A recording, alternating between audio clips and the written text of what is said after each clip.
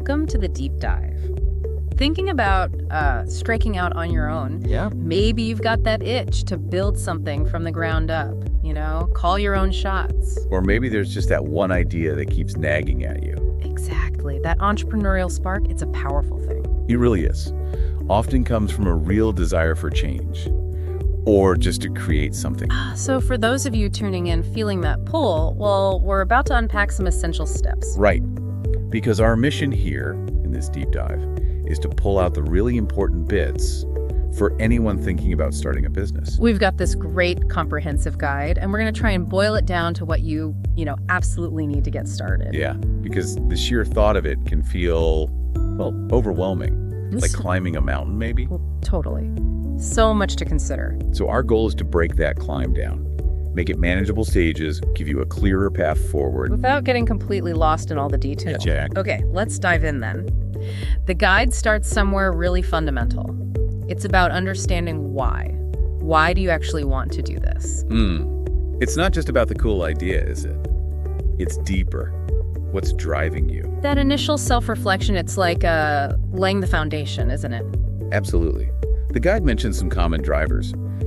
A craving for freedom. Right, maybe tired of the 9-to-5 or wanting more control over income. Yeah, or time, lifestyle. Or maybe it's a deep passion for something specific, wanting to do something meaningful. Could also be frustration, right? Like with your current job. For sure. Or spotting a real gap, seeing a problem that needs your solution. And knowing that why, it's not just fluff, is it? It's resilience fuel. Oh, definitely. It's what keeps you going when things inevitably get tough. Because there are always bumps in the road. Always. Owning that personal motivation is, well, it's key. Think of it like your North Star. Guiding you when things get foggy. Exactly. The guide even has this pro tip, which I think is brilliant. Write down your why. Make it tangible. Yes. And then look at it regularly. Simple, but powerful for keeping that commitment strong. Okay, listener, maybe grab a pen for that one. So, you've got a handle on your why. What's next? The what, right. The actual business idea. Where do they come from? Yeah.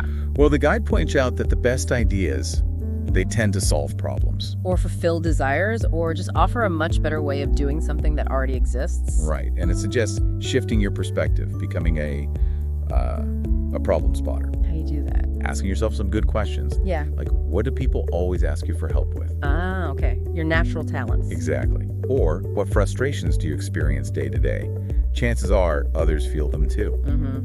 And what skills have you really mastered that could actually serve other people? All potential seeds for a business. It's about looking around with sort of entrepreneurial eyes. Yeah, seeing opportunities. The guide gives some concrete starting points too, like hobbies. Yeah. Maybe that baking you love or your coding skills or coaching people. Yeah. Could be more than just personal. Or identifying those market gaps, like maybe the local services are just bad. Yes. Poor local services, unmet needs. Fantastic opportunities often hide there. And then there are the bigger trends. Right, emerging trends. Think eco-products, AI applications, digital education. These new landscapes create new needs. Now, I know some listeners might be thinking, okay, but I need the perfect idea first. What does the guide say about that? The perfection trap. The guide has a golden rule for this. Don't wait for perfection. Just start with a good idea. Yes, start with good and then refine it. Be ready to iterate. That's so crucial, isn't it? That pursuit of the flawless idea can just keep you stuck. Completely. Launching with something solid and then learning, adapting based on real feedback. Often way faster and more effective. All right, so you've got a promising idea, it's bubbling away. Next critical step, validation. Yes, validation. Basically, finding out if people actually want what you're thinking of offering. Does it have legs? This is where you step outside your own excitement bubble, right? Start gathering real data. Exactly. Yeah. The guide lists a few practical ways. First, just talking to potential customers directly. And not just asking, is this nice? But would you actually pay for this? That's the key question. Gauging willingness to pay. Makes sense. What else? Surveys? Yep, surveys are good. Yeah. Tools like Google Forms, Typeform, get a broader sense of what people think, what they need. Give you some numbers, help see the potential scale. Definitely.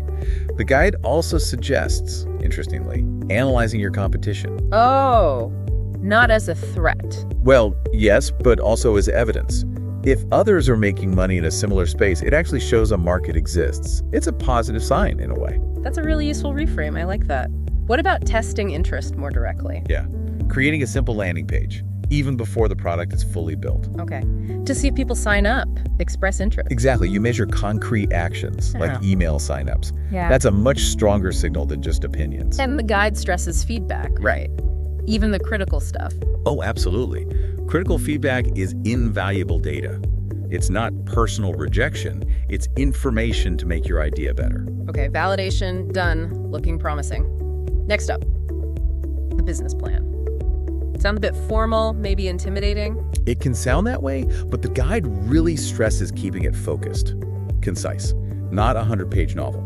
Think of it more like a roadmap. Precisely. A roadmap helps you clarify your strategy, gives you a framework for decisions. So what key questions should it answer? The guide boils it down. What are you actually selling? Who's your ideal customer? What makes you different, better? Your unique edge. Right. How will you reach customers? What are the startup costs going to look like? And crucially, how will you make money? Revenue streams. Those really are the core questions. Any tips on actually creating the plan? Tools? Yeah, the guide mentions practical stuff like Notion, Google Docs, or specific software like LivePlan. But the key is it's editable. Exactly. Right. It's a working document, not a static masterpiece set in stone. Your assumptions might change as you learn. It needs to be flexible. Okay, makes sense. Now, funding. The big F word for many. Yes.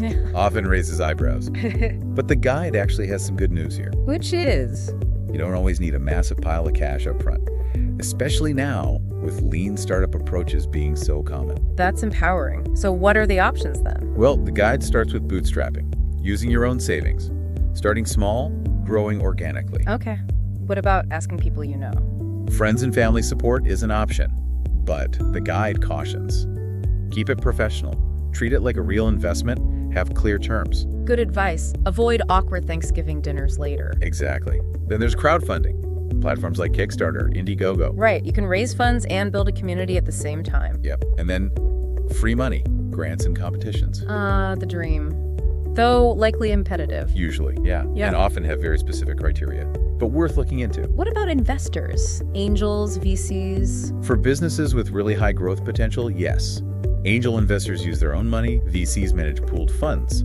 The guide includes a dose of real talk here, which I think is spot on. Go on. Prioritize getting early revenue from actual paying customers. That validation is often more powerful and a better foundation than just chasing investor money from the start. That makes total sense. A paying customer proves the concept in a very real way. Exactly. Okay, plan in place, maybe some funding sorted. Next up, the legal stuff. Not the most exciting part, maybe. Maybe not glamorous, but absolutely essential. Getting it right from the start saves huge headaches later. So what are the key things to consider? First, choosing your business structure.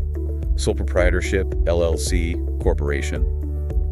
They all have different legal and tax implications. You need to figure out what fits. Okay, then registering the name. Yep. Register the business name, make sure it's available, unique, protects your brand. And licenses, permits. Crucial. Local, state, maybe federal. Depends on the business and location. You can check those boxes. What else? Bank accounts. Definitely. Open a dedicated business bank account. Keep personal and business finances separate. Makes life so much easier for accounting and taxes. And insurance. Yes. Look into business insurance. Protects you from various risks, liability, property, whatever's relevant. This feels like a lot to navigate. It can seem that way, but there are resources. The guide mentions things like LegalZoom, Zen Business, or just talking to a local business advisor. So take it step by step. Exactly. Break it down. It's manageable if you tackle it piece by piece. Don't let it become one giant hurdle. All right. Legal maze navigated. Now the exciting part, launch. Yes. This is when it starts to feel really real. The guide gives a helpful checklist for a solid launch. Okay, what's on it? Starts with your online presence, building a website. Platforms like Wix, Shopify, WordPress make it pretty accessible now. And social media, presumably. Oh, yeah. Gotta have social presence. Yeah. Not just be there, share valuable content. Stuff your target audience actually cares about. Telling your story helps too, right? The personal why behind it all. Absolutely. Creates connection. Then the checklist includes, actually offering your product or service. Seems obvious, but yeah. Or maybe taking pre-orders. Pre-orders are great for generating early buzz and cash flow. The guide also advises starting small with a focused audience. Like friends, family, local community. Exactly. Get initial traction, get that crucial early feedback, which leads to the next point. Actively ask for testimonials, reviews. Gather that social proof. It's gold for building credibility and for refining your offering based on what those first customers say. I love this principle the guide mentions near the end of this section. Done is better than perfect. Yes. Launch ugly, improve fast. Such a great mantra. Don't let perfectionism paralyze you at the launch stage. Get it out there, then tweak. Okay, so you've launched. Huge milestone, but it doesn't stop there. Not at all. The final chapter looks at sustaining and growing the business long term. What does that involve? Ongoing effort, really. Staying connected with customers is huge. Keep listening, keep improving based on their feedback. Content marketing comes up again. Blogs, videos. Yep, using content to attract new customers, build authority, and as you grow, building scalable systems becomes important, things that can handle more volume efficiently. Networking too. Definitely. Connecting with other entrepreneurs, local groups, online communities, huge source of support, learning opportunities. And the guide wraps up with a final tip, which is all about consistency. Business growth isn't just about those initial bursts of motivation. It's about showing up day in, day out. Consistent effort drives progress. That's a powerful reminder. So there you have it, a really solid overview of the journey from that first spark to launching and beyond, all drawn from this guide. Yeah, hopefully you feel like you got a handle on the key stages now, the tools, the mindset needed for this entrepreneurial adventure. And like the guide suggests, maybe the best time to start is, well, now.